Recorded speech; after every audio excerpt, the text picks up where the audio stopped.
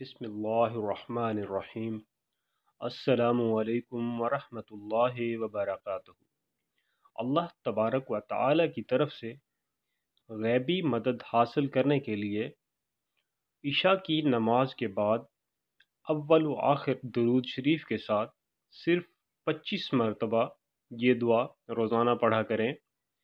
بسم اللہ الرحمن الرحیم، انصرنا فإنک خیر الناصرین، انصرنا فإنک خیر الناصرین۔ مسئلہ حل ہونے تک یہ دعا باقاعدگی سے پڑھتے رہیں۔ اول و آخر درود شریف ضرور پڑھیں۔